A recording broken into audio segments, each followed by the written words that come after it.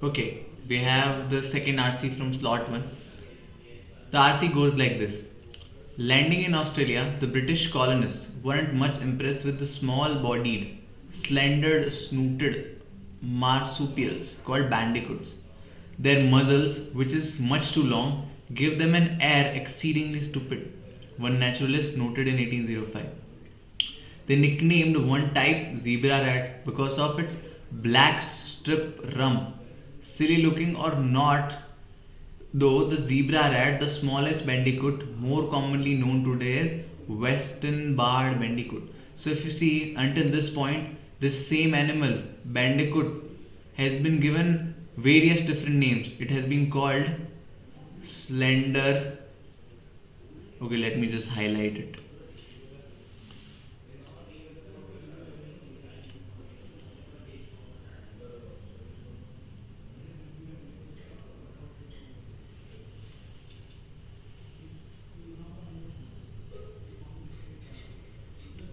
Okay. It has been called small bodied, slender, snooted marsupials. It has been called bandicoots. It has been called a zebra rat, and it has also been called a western barred bandicoot. But they are all referring to the same animal. What are its characteristics?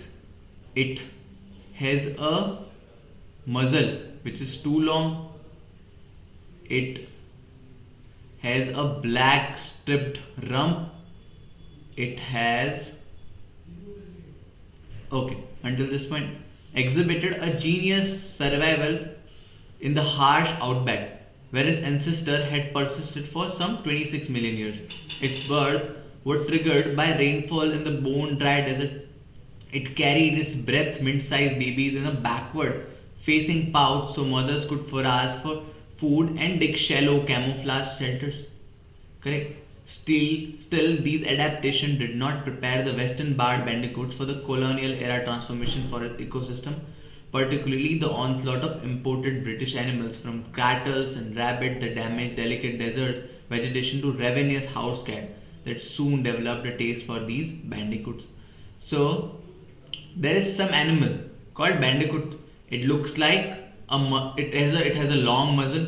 It looks like a rat, so it was called a zebra rat, and and it was also called western barred bandicoot. Maybe because British did not like them, and they barred it, or maybe they prohibited it somehow, or they forced them into extinction. They were called western barred bandicoots. Another, they had their qualities have been discussed. They had black striped rump, or let's say their back. They were rat looking. They had a mint size baby, something sort of a pocket facing pouch.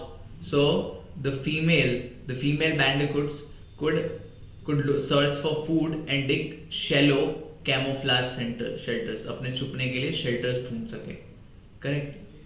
But despite all of these characteristics, they were not ready for what? They were not ready for colonial era transformation. They were not ready for Britishers to come. And the things which they brought with themselves. They brought with themselves their imported British animals, ranging from cattle and rabbit to what, and a lot of things. So that lead to damaged delicate desert vegetation. So when these imported animals entered India, they led to a damage in the desert vegetation, which maybe was a food source for bandicoots. That why it created a problem for bandicoots. Then there were ravenous house cats, which started preying or predating on bandicoots. They started eating them. So this also led to problem for bandicoot. Several of the dozen odd bandicoot species went extinct, and by the 1940s, the western barred bandicoots, whose original range stretched across much of the continent, persisted only on two predator-free islands in the Shark Bay of Australia's western coast. So all of this colonial era transformation, ranging from these imported British animals and them them damaging the delicate desert vegetation on which bandicoots used to survive. All of this led to their extinction. Now only a few member of this species were remaining. Where they were residing, they were on some island, Shark Bay of Australia's west coast. They were somewhere around on Australia's western coast on an island called Shark Bay. Correct. These were the only member of the species left. Okay, let's move on to the next paragraph. Our isolated fauna had simply not been exposed to these predators, says Reese Pedler, an ecologist with the Wild Desert Conservation Program. What fauna they are talking about? They are talking about bandicoots again. Correct. They are talking about bandicoots who were not ready for Britishers, the British imported animals. Who is saying this? Reese Pedler, some ecologist who is maybe a scientist or researcher associated with the Wild Deserts Conservation Program, and bandicoots were desert animals. So maybe they are trying to revive, or they are trying to preserve these animals. So now Wild Desert is using descendants of these thousand island survivors called Shark Bay bandicoots in new effort to seed a mainland bandicoot revival. So now these people, the organizations which the Reese Pedler belongs to, they are trying to revive these bandicoots. They are called Shark Bay bandicoots, maybe because they live on Shark Bay. As we discussed in the last paragraph, there are only a few members of the species left which lives on an island called Shark Bay. So they are called Shark Bay bandicoots. They are trying to revive these animals so that they could again inhabit the mainland. They have imported 20 bandicoots to a preserve on the edge of the Strathclyde Desert in the remote interior of New South Wales. This sanctuary is a challenging place, desolate much of the year, with one of the world's most mercurial rainfall patterns. Correct. So the sanctuary on which they have imported these bandicoots, the place where they are making this conservation effort, is on the edge of this island called Strathclyde Desert in the remote interior of New South Wales. But this place is very challenging. Why? Because this place is desolated for much of the year, and it has like severe shortage of rainfall.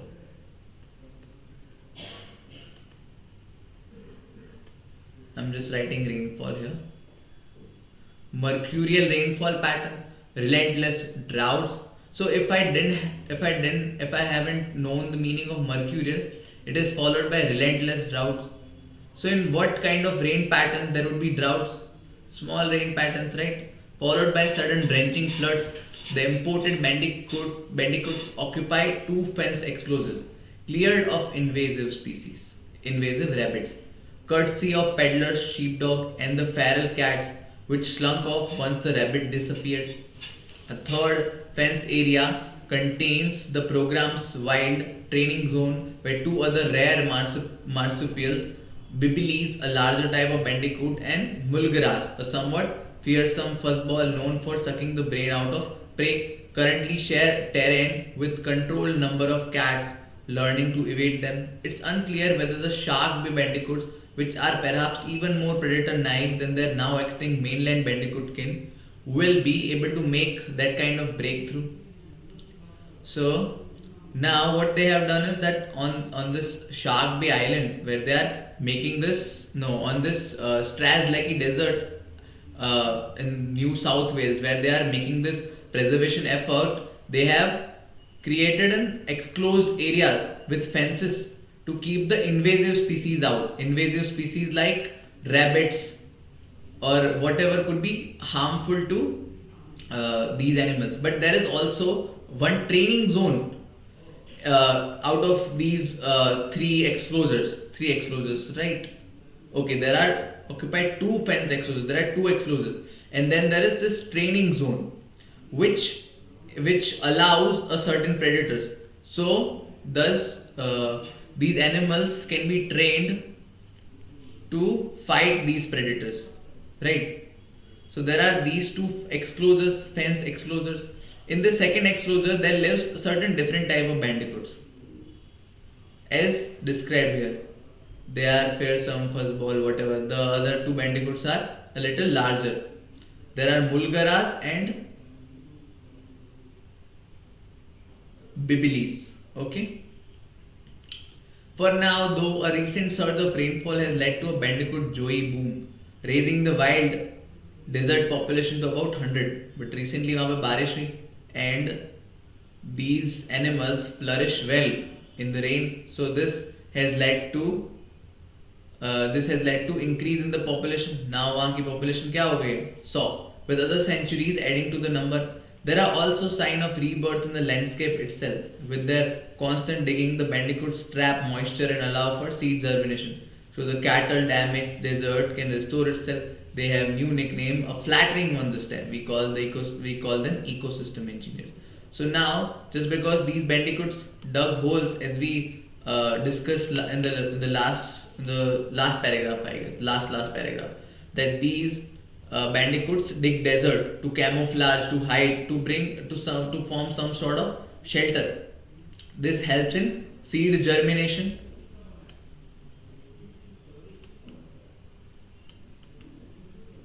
which is helping the desert revive, grow again. अब वहाँ पे seed germination होगा, बारिश होगी, तो the vegetation would revive, correct, and ultimately the desert would, correct. So that is why they have been given a new nickname called ecosystem engineers, correct. Let's move on to the questions. Which one of the following does not represent the characteristics of the western barred bandicoot? So if you would see here, when they say western barred bandicoots, they are also talking about that zebra rat. They are also talking about all the other names they have used for them. So long, thin nose. So if you would see here, their muzzle, which is much too long. So muzzle means nose. So this is given. Black strip back, black strip rump given. Checked. Pouch for joys, which is clearly mentioned somewhere that the mothers can carry babies, so thus they could forage for food and build shelter, build for camouflage. Shallow diggers having an elongated muzzle. Yes, this is also given. They have long muzzles and they are shallow diggers. They are na वहाँ पे they, so the mother could dig deep holes where they can camouflage themselves. Look of a rat but with a baby pouch and a slender snout. Yes, this is also given. Zebra rat. Smallest black strip marsupial. Are they smallest black strip marsupial? They are smallest black strip bandicoots maybe, but are they smallest black strip marsupial? So the answer is no. And hence this is not the option given in the, this is not the characteristic mentioned in the passage. There is no doubt that they are the smallest bandicoots, but are they the smallest marsupial? Bandicoots are a category of marsupial. They are a kind of marsupial. सही है. So this is not our answer. Sorry, this is not the characteristic mentioned. Hence the correct option is D. This text use exclosures because wild deserts had adopted a measure of excluding animals to make the island predator free. Yeah, it could be. Restoring cattle damaged deserts to green landscape. Green landscapes? No. Restoring cattle damaged deserts to green landscape. Why green landscape? This was the outcome of Bandicoot's revival. But this was not the main goal of building these exclosures. Their main goal was to save bandicoots. Riding the main desert of feral cats and large bibilis. No, not large bibilis. They were a category of bandicoots which they were Preserving, why would they write them off? No. Barring the entry of invasive species? Yes, this seems like our answer. Excluding animals to make the island predator free? No, not the island predator free. They had allowed a few predators, so thus they could train bandicoots to tackle predators. So this cannot be answered. But if you would see here, exclosure cleared of invasive rabbits. They built exclosures which were cleared of invasive rabbits. Correct. So this is exactly what has been asked in the passage.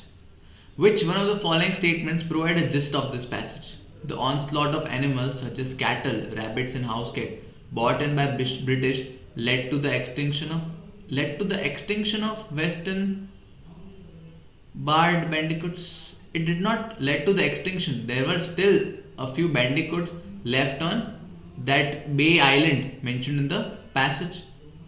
So this cannot be the gist of the passage. And even if we take this, the passage also discussed the revival efforts made by that committee. It does not discuss that, so it could not be the best summary of the passage. Marsupials are going extinct due to the colonial era transformation of the ecosystem, which also destroyed natural vegetation. All the natural vegetation? No, only the vegetation in the desert. And this also is not the gist of the passage. It does not talk anywhere about the preservation effort or the restoration effort. And marsupials are not going extinct now due to colonial era transformation. They went extinct, or they were on the verge of going extinct. Right? The negligent attitude of the British colonists towards these bandicoots, evidenced by the names given to them, led to their annihilation. Now this is a very generalized statement. This is a very abstract statement. It does not give any specific details. So this also cannot be our answer. A type of bandicoot was nearly wiped out. This is what we were looking on. By invasive species, but rescuers. See, rescuers. Again, it talks about revival efforts as well. Now pin hopes on remnant island population. So it talks about everything discussed in the passage. It talks about bandicoots which were nearly extinct by invasive species bought by Britishers, but now there are rescuers who are trying to preserve the species and they are trying to revive the species. So this is our answer. Okay, so the fourth is our answer. Let's move on to the next question. According to the text, the western barred bandicoots now have a flattering name. Flattering name what? Engineers.